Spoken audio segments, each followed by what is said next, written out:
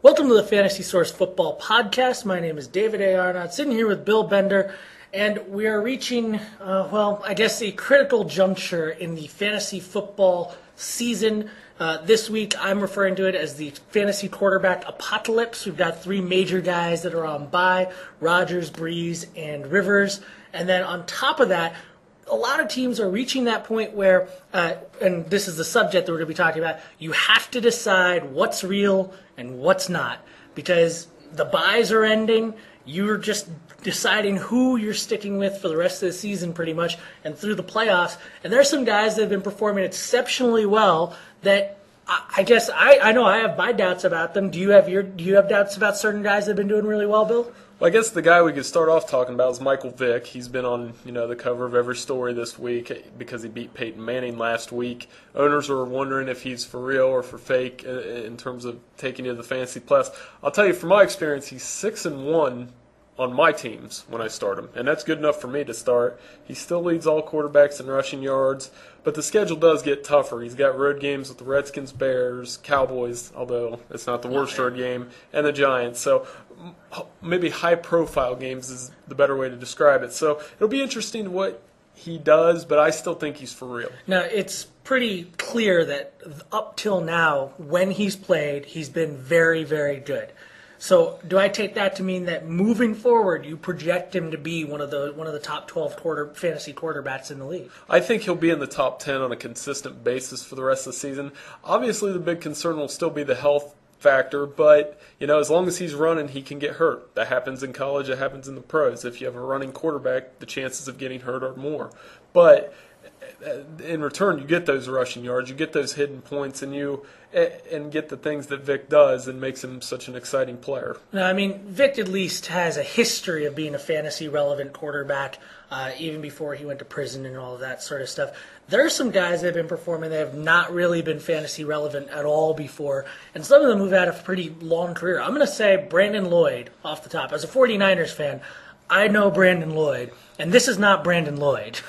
Right, and it's shocking that he has 5 100-yard games, more than any other receiver in the NFL, and he consistently gets double-digit targets every week. It'll be interesting to see how he comes out of the bye week. Their schedule's still pretty easy, and planting an early seed, they do play Houston's lost pass defense in Week 16.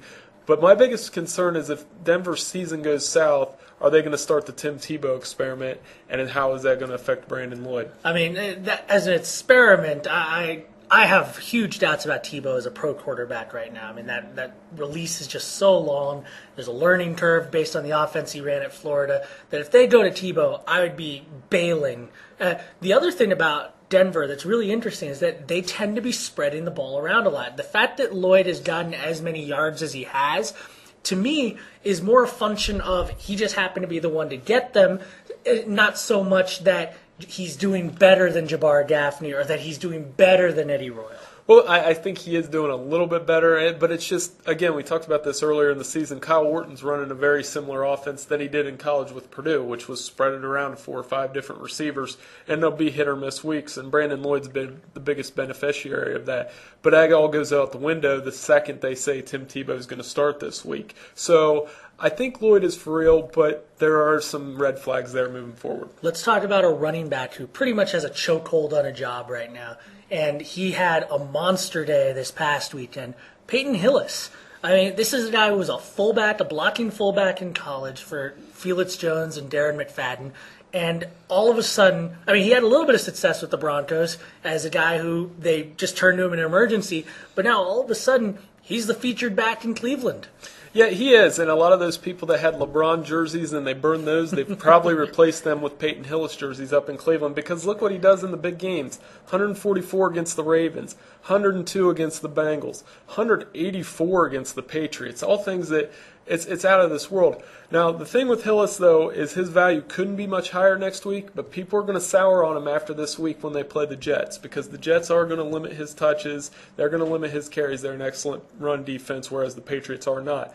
But after that, I'm going to plant another seed for you guys, he does not face a rushing defense better than 13th in the league from here to the end of the season. So I'm a buyer on Peyton Hillis as long as he stays healthy. I mean, one of the things I take from you saying that is that if this were the beginning of the season, knowing what we know now, it would be advisable to say, okay, maybe he's your RB2, and you're perfectly willing to sit him given the right matchup for your RB3.